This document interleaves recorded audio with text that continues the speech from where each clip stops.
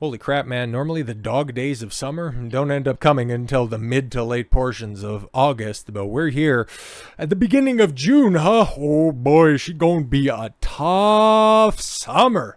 Box office. Garfield beats Furiosa in another bummer weekend. A historic flop that is Furiosa, man.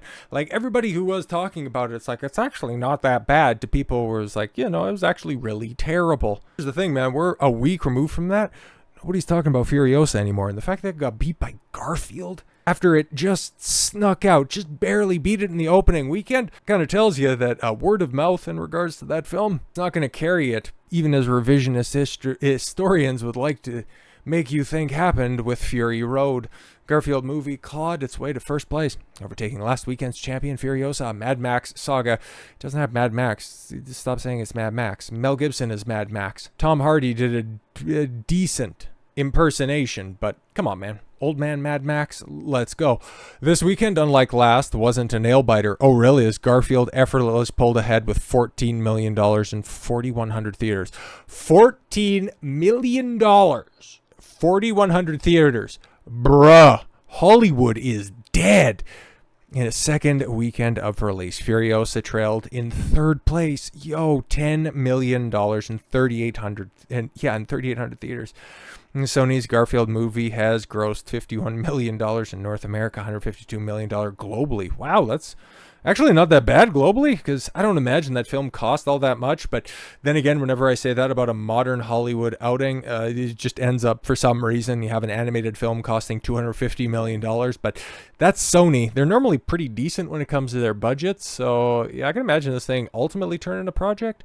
And Furiosa, the fifth entry in Warner Brothers, yes, George Miller's quote-unquote franchise, has generated $49.6 million domestically, $114 million worldwide, $168 million price tag. Yeah, it's not making back its money because it would have needed a $320 million, $350 million run, so it would have ended up having to do as well or better than Fury Road. And guess what? It's just not going to. $10 million in its second week. That shit's crazy, bro. Holy. Though Garfield gets first place bragging rights, it's another terrible weekend at the box office, with ticket sales a staggering 65% behind the same 3-day period in 2023, which was already shockingly bad.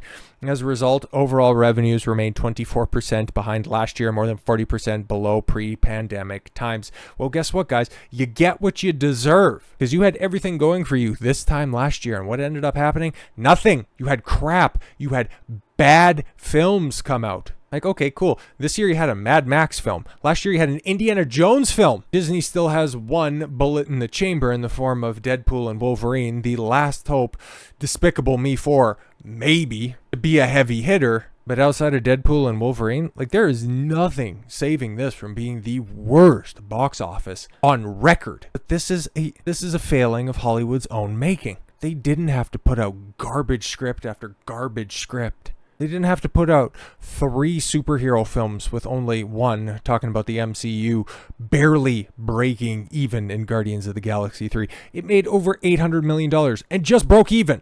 There's no realm of possibility where a film making $800 million should just merely break even.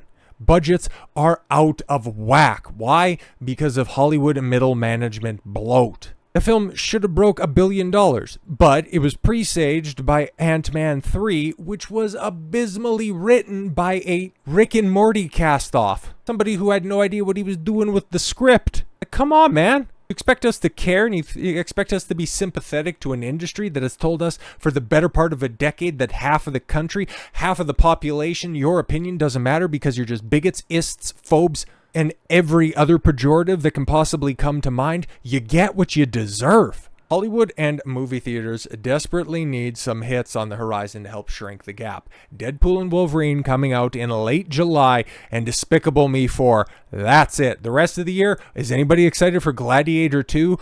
Every time I remember that film, I want to drive my head into the wall. Gladiator 1 is so perfect. One of my favorite films. Gladiator 2, that was a meme of like the most unnecessary sequels ever, but now it's becoming a reality, and it's Ridley Scott in 2024. Oh my God, that film is going to suck so bad. Plenty of big movies were pushed to 2025 and beyond. Right, like that's the problem, because if Captain Black American Falcon Man was coming out this year, everything would be saved, guys. This weekend is another example of a lineup disrupted by the pandemic, right? Just go ahead and continue to blame stuff. Yeah, it's the pandemic, it's the labor strikes. No, it's your shitty theater experiences, okay? It's your overpriced tickets. It's your horrible movies. But continue to just, blame it, okay? You can go ahead and easily take that hand off. Guys, it was the pandemic. We're 4 years removed from that bullshit. And now, now it's just going to be the strikes. Yeah, because they were just cranking out gems beforehand. It takes 18 to 24 months to plan, produce, and market the big movies. But it was so easy for them to just go ahead and move everything around. Gotcha.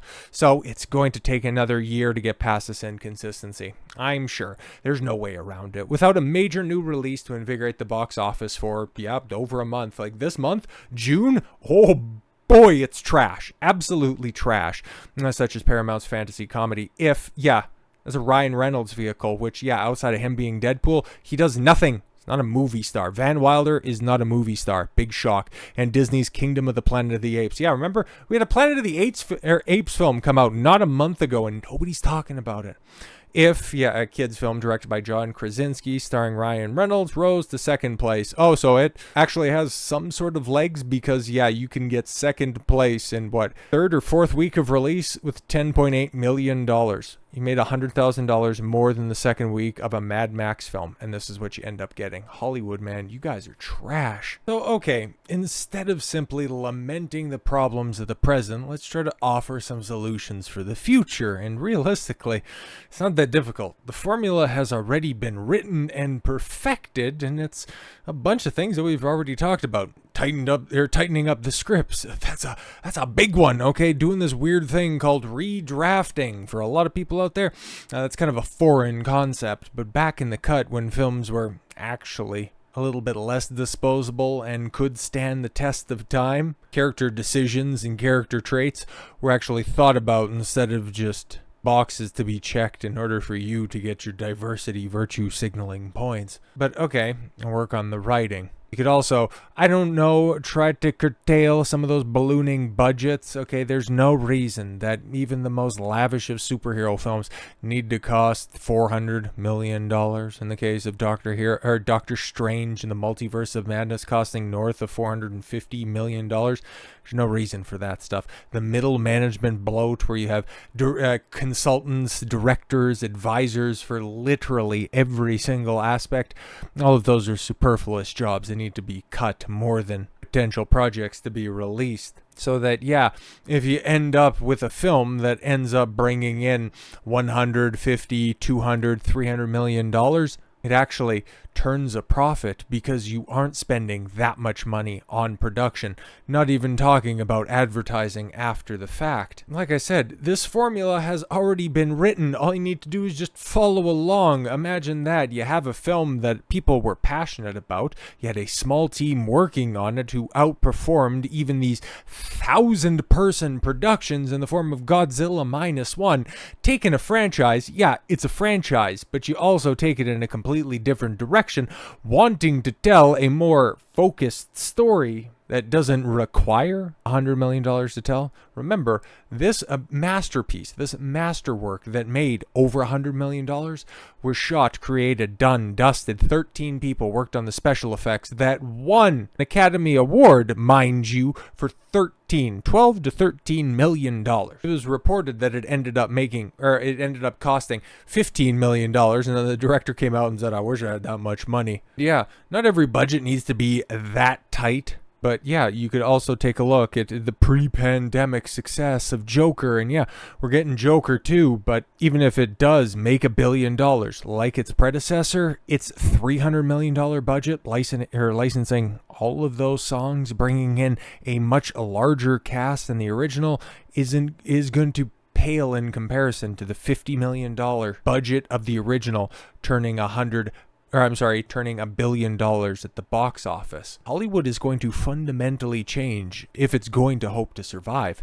Otherwise, if they're going to be going down with the ship on these 9-digit movies, not making 8 digits at the box office, you got yourself a problem. Look to the success of Godzilla Minus One. Godzilla Minus One makes history as #1 at the same time on Netflix and iTunes. Okay, no, this isn't an argument that, oh, well, audiences are just trained to wait for stuff to come out on streaming. Remember, Godzilla Minus One came out in the later stages of 2023. If everybody was just, passe on this, just simply waiting for it to turn up on streaming, wouldn't have been the success that it was, okay? And then also, yeah, it's on Netflix, but people are also buying it on iTunes. I'm still waiting, and I check periodically about once or twice a week to see if there's a listing for a 4K, because I don't like any of those streaming stuff. If I like something, I'm just going to go ahead and outright buy it because the quality's better, and of course, if Netflix decides, we just don't want to carry it anymore, I don't want something that I want to go watch to be resigned to the dustbin of history. That's all right. And even digital purchases out of iTunes, not a big fan of buying things digitally. That just goes to show you that people want to support good films. Big shocker on that one. But yeah, for the first time ever, film streaming on Netflix and is available on VOD is #1 on both charts. That is crazy, man. To think that Godzilla Minus One is the first film, even with your Avengers films, okay? I think we're on Netflix at the same time, okay? Your other big budget releases that would have been on streaming at the same time and would have had rental copies at the ready, this is the first one to do this. Toho's late 2023 sleeper success and eventual Oscar visual effects winner Godzilla Minus One achieved the feat with a totally unexpected and previously unannounced release on Saturday. Yeah, I've been waiting for a home release from this from the moment that I was covering it. Like, you guys, if you go back and take a look at my coverage of the success of this film, I've been looking forward to actually watching this film. My theaters weren't playing it. I didn't have a way outside of sailing the 7 seas online to go and see it, and I didn't want to get some bungled copy of it. No, I want to see it as intended by the creators of this film. A film released in December to an unexpected US-Canada gross of $56 million normally would have hit PVOD for rental for $20 by late January, been reduced to $6 in a few weeks, and then found a streaming home. But because of vaguely defined agreements with Legendary Entertainment, Toho's partner in making Warner Brothers' costlier Godzilla films, oh yeah, of course, Godzilla X Kong, that's a good, we like the Monkey Punchy movie,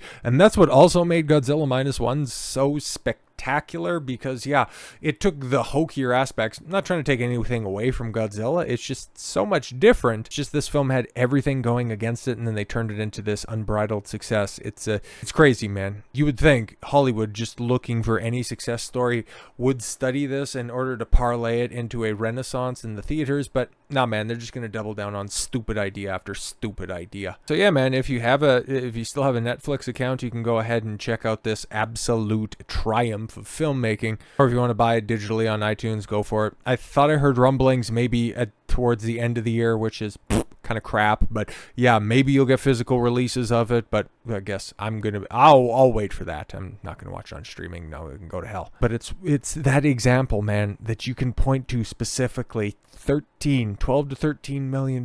That's all it cost for one of the most memorable films in recent history. A foreign film that broke records. Hollywood, it's not that hard.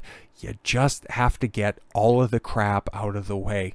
It's not going to happen soon, but if it starts to happen, I might be able to save entertainment after all, but I also wouldn't hold my breath, my atomic breath in this case. So with all that said, thank you all very much for the gift of your time. I've been Don Consuelo. I want you to follow your gut and get after it. Take care, everyone.